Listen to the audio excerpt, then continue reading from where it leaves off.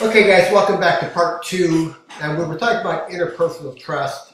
We looked at the definition of trust. We discussed how lack of trust impedes willingness to share knowledge. Um, and so, based on the definition, we talked a little bit about Muradian and the idea of this personality trait, the sense of agreeableness, which is basically a propensity to trust, is a general willingness to trust others. This is going to be important. I want you to read this part of the book carefully because this element of trust is going to be a theme probably that you can apply through the rest of our chapters together as we begin to think about this idea of trust and the sharing of knowledge. And the idea that the more you and I trust each other as individuals, for example, the more likely I am to provide you with what I know, because I trust you, that you will do what's appropriate with the knowledge and information that I'm going to provide for you and share with you. And ideas and so forth tend to flow a little bit more freely. Now, there's some elements of trust, and we looked at those. And the book talks about trust in terms of levels, and there's three basic levels of trust. There's companion-based trust, there's competence-based trust, and there's commitment-based trust. Now, the companion-based trust is probably the strongest trust that exists. And that is something that's built over time. So it's much to me like a friendship. Friendships build over time. And the more you know somebody, the more trusting you are of that person. And the fact that you are more than willing to share knowledge with that person. And you're more open and more receptive to doing so. So that's the first level of trust. The second level of trust is referred to as competence-based trust. The trust a person has to complete a work task. In other words, you feel confident that an individual is going to fulfill his or her responsibilities. That's competent-based trust. So if you're working in a group environment and somebody says, I will do that, that level of trust is what's being defined here. The group has to trust that person. So I know as college students, you probably have had at least one class involving group activities or a group project. And there are people that you know from previous experiences that you can trust in a group environment. So if you're working on a group project and someone says, I will do the research for the graphs, for example. And if you've worked with that person before and they've come through, you trust them. You know that as a group, you don't have to worry about it because that person is going to come through with those graphs for our project. On the other side, I suspect some of you have had experiences where someone says they would do something and they don't fulfill that obligation, and it puts the group in a bind. So competence-based trust, in other words, you're going to trust somebody to complete the work that they've been assigned. And that's the key part of what we're dealing with here in terms of competence-based trust. The last type of trust defined is commitment-based trust, and that's usually sort of a contractual type trust. Could be something to me as simple as you telling your friend, I will be there this Saturday to help you move. That's a commitment-based trust. It's based on an agreement. I'm going to be there. If you show up, then you fulfilled that level of trust with that person. If you don't show up, that could have a negative influence on your friend's ability to trust you not maybe with helping them move again, but also with some other aspects that may be important, right?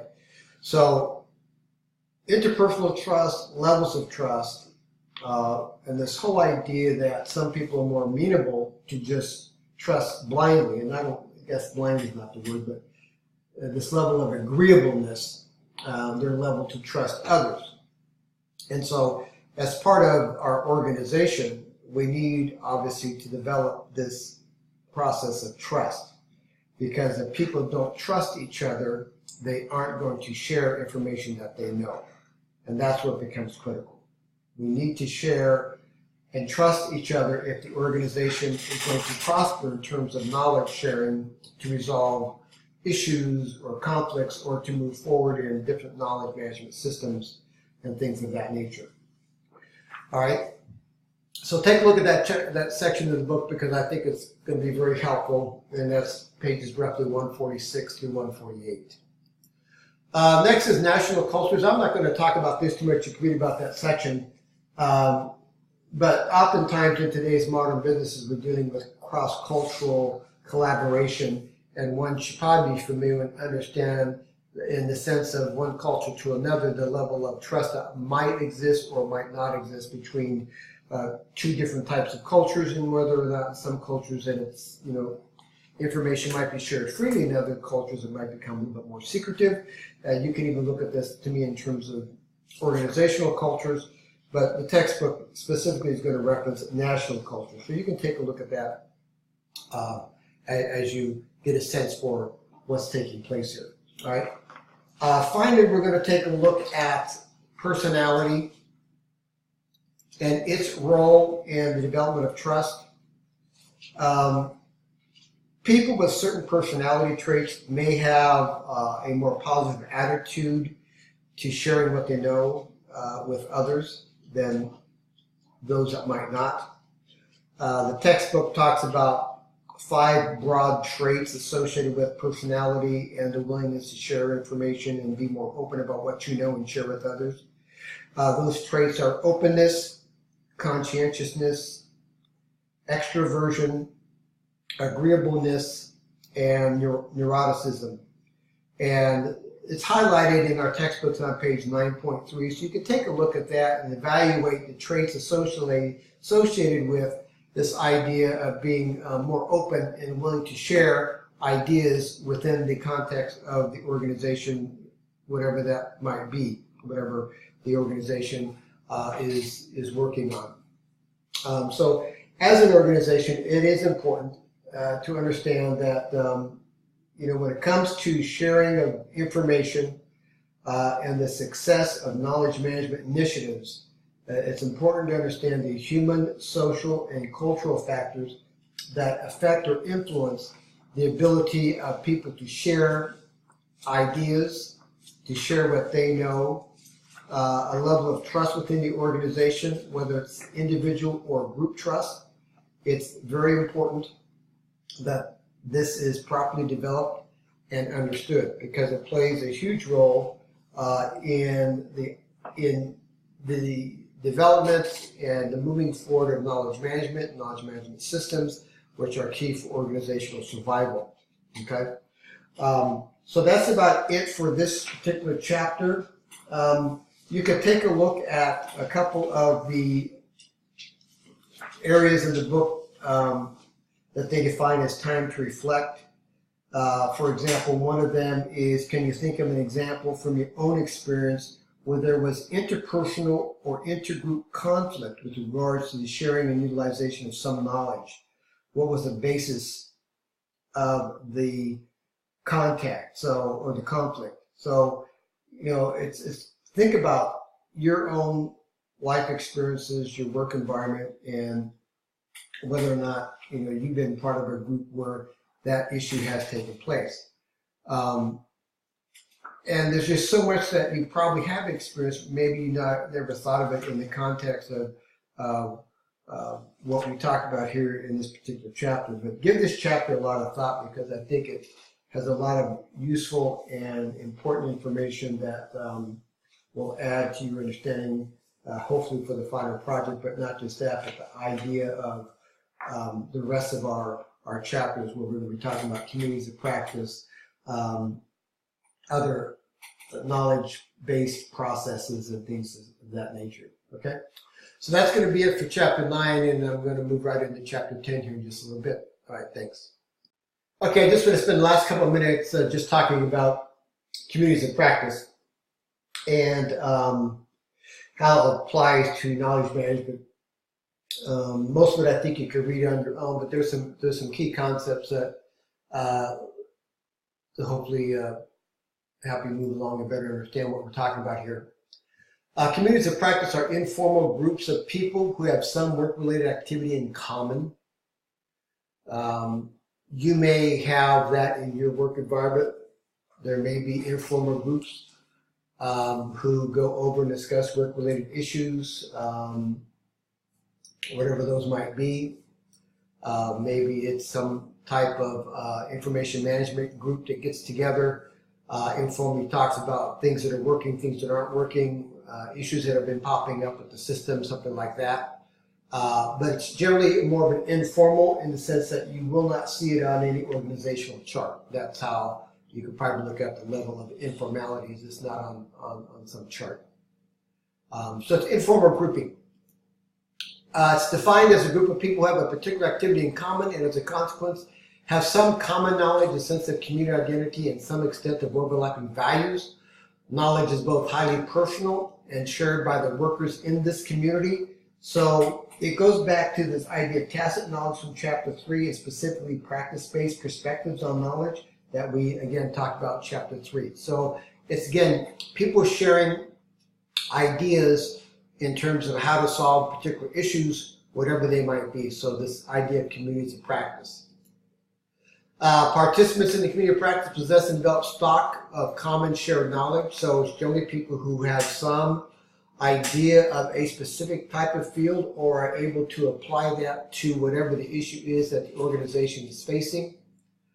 Communities typically develop shared values, attitudes, a common worldview. In other words, they begin to think alike, see things the same way in terms of that community-based knowledge that exists within that particular part of the organization. So these community-based groups or these learning communities. I'm going to talk about the challenges first before I talk about the issues. The challenges, informal nature, emergent, and somewhat ad hoc nature. So they just sort of form. Maybe it's an informal group that gets together to address some issues within your organization. Maybe it's your software issues, or maybe it's some other type of information or ad hoc issue that you've had develop in your organization that needs to be addressed. Whatever the issue is, the key thing here that it's informal. So if it's informal, it doesn't fit the traditional top-down style of management, which means who's in charge, who oversees it, what do we do with this information, can we act upon this information? There's a lot of issues associated with it from a managerial perspective in terms of these communities of practice. Management efforts may conflict with community self-management system. So there may be some conflict in terms of the overall management style of the organization and the system itself in terms of management, whether it's through knowledge management systems or some other information system.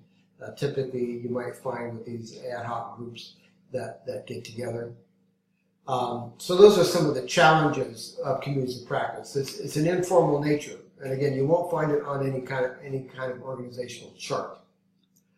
Application of law enforcement. Communities create subcultures. Could be a challenge to leadership. So again, you may have a group, communities of practice, looking at something. Maybe it's a group of your employees that are looking at trying to change their work schedule, for example. That's an informal group. Maybe you got members from different elements of the organization that are creating this ad hoc group to decide about maybe we want to go to different schedules. Maybe we want to go to the 312 schedule from the 410 schedule or the 85 schedule, whatever the case may be. But it could be a challenge to leadership because there's so much dynamics involved, for example, in changing a work schedule. They may conflict with organization values and goals, so you need to take those into consideration as you look upon this communities of practice and what their goals are. I have a short video, so hopefully that'll help. Thanks.